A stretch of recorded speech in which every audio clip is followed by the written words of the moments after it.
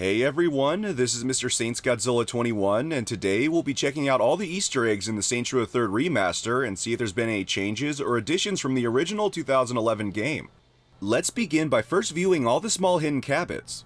The Cabot is a rabbit-cat hybrid that first appeared in Volition Summoner series. Since then, it's made an appearance in a handful of other Volition titles. Anyways, the two earliest Cabots can be found at the start of the second mission.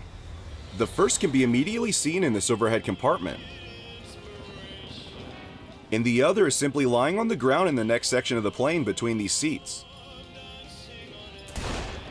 Now in the free roam, a Cabot can be found in any of the image as designs. Just head to the back room and look under the desk. Inside Nobody Loves Me, there's another Cabot sitting just behind the counter. One final small Cabot can be found at this location near the nuke plant.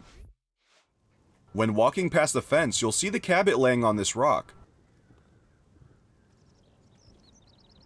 Something odd to note is that the Cabot was yellow in the original game, but has been changed to purple for whatever reason in the remaster. Next, let's look at two Easter eggs in the Saints HQ. First is the Johnny cat that can be found in this office. On the monitor, you'll see the Johnny-inspired cat playing the piano. This monitor can also be found in the back of Kilbane's casino. Moving to the next Easter egg, walk to the kitchen and open the door to the storage. On the ground will be a box filled with decapitated heads. I always assumed they were Morningstar members, but in the remaster they look more like beheaded zombies. By heading to the pier behind this rim jobs, you'll be able to find a dead shark. The model hasn't been updated in the remaster, so it tends to look more like an inflatable pool toy.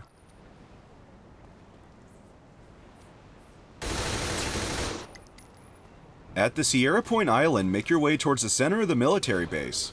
Here, you'll see this pony logo for the Steelport Brigade. The pony is actually a reference to Red Faction Armageddon's Mr. Toots. It's truly one of the most ridiculous weapons ever made for a video game, and it's only a shame it never made it into the Saints Row series. Up next is the Dead Penguins Easter egg. At the back end of most large cargo ships, there will be a penguin spear to the wall. This is supposedly a reference to the penguins from the Madagascar films. And for whatever reason, the penguins won't bleed in the remaster if you shoot them. Just to the left of the dead penguin is a list of missing ships. Each one of these is a reference to another video game. My personal favorite is the Ishimura from Dead Space. On to a more popular Easter egg, let's explore the Broken Shillelagh.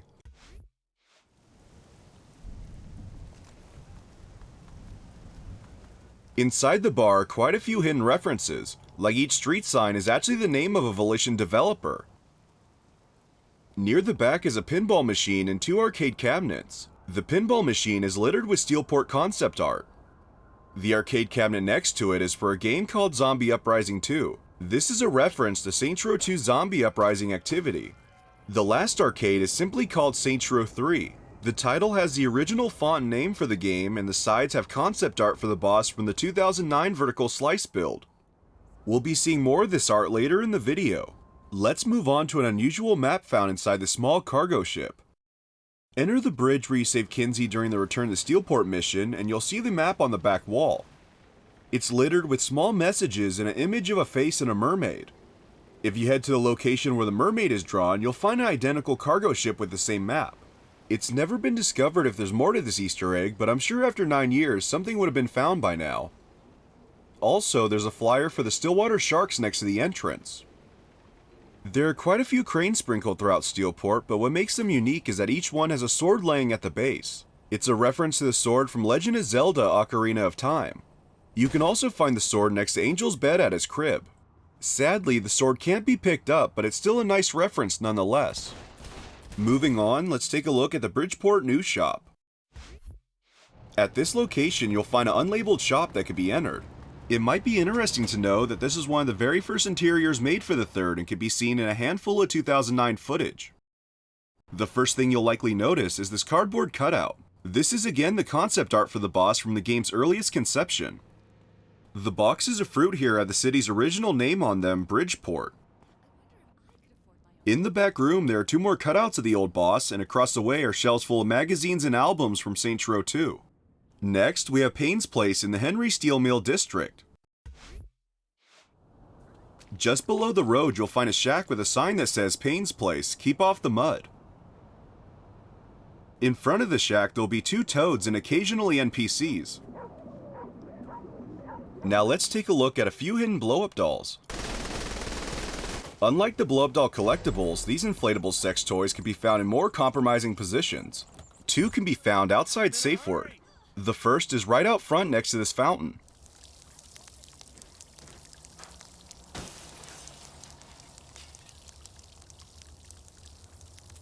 The other is hiding behind some bushes next to this ramp.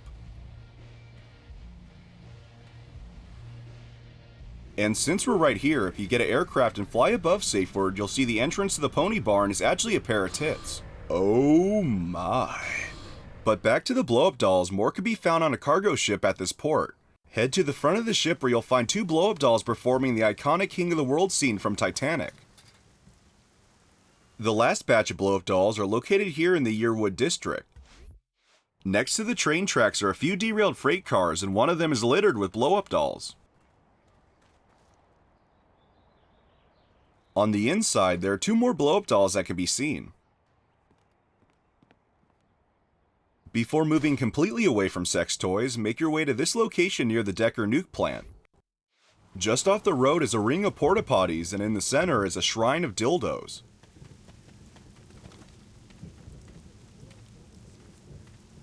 There's not much to say about this Easter egg, but Lord only knows what forsaken acts happened here. Next, there are a few Easter eggs in Kinzie's crib. Head up the stairs and take a left into this room. The walls and ceiling are littered with conspiracy notes and newspaper clippings. Back here you can see Saints Row the Third concept art and references to the older Saints Row games.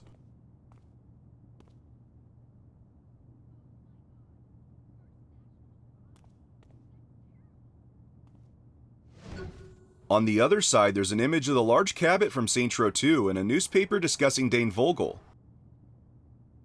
One interesting fact I want to mention is that there used to be a reference to Volition's 2004 Punisher game, but THQ lost the rights to the character, so it had to be removed in a patch.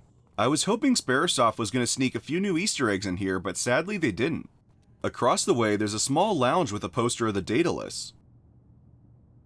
For a few audio Easter eggs, there's 2 locations where you can hear some disturbing sound effects.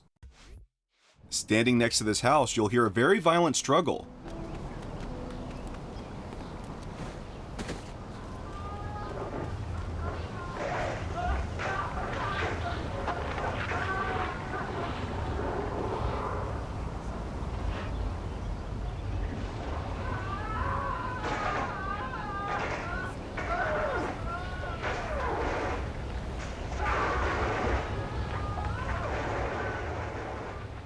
And at this location, you can sometimes hear someone being tortured.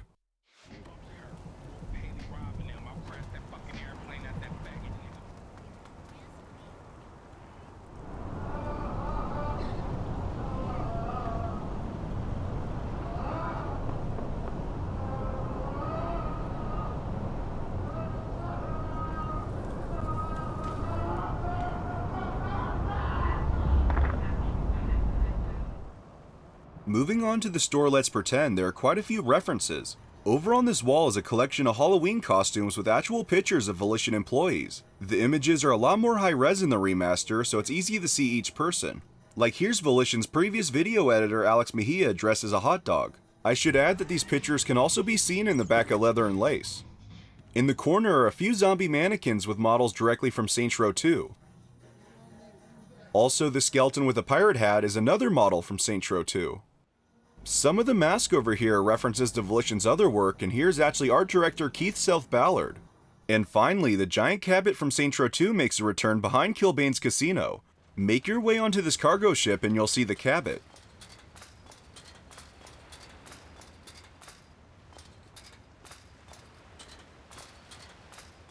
Nearby are a few shipping crates that will sometimes have a hooker inside, and there will also be a Shivering Saints Flow mascot. Though the Cabot isn't as thrilling to find like in Saints Row 2, it's still nice to see it make an appearance, especially now with the modern graphics. So there you have every old Easter egg in Saints Row the Third Remastered. It's unknown if Sparrowsoft added any new secrets, but I'll make sure to mention them here if they're found. Anyways, I hope you enjoyed the video. If there's an Easter egg you like in particular, feel free to let everyone know in the comments below. I'd like to give a special thanks to my Patreon sponsors, John, Jordan Flattery, Delta, Scissorp, KM, Sam Just, and Sis121525. Like always, thank you for watching, and I'll catch you guys next time.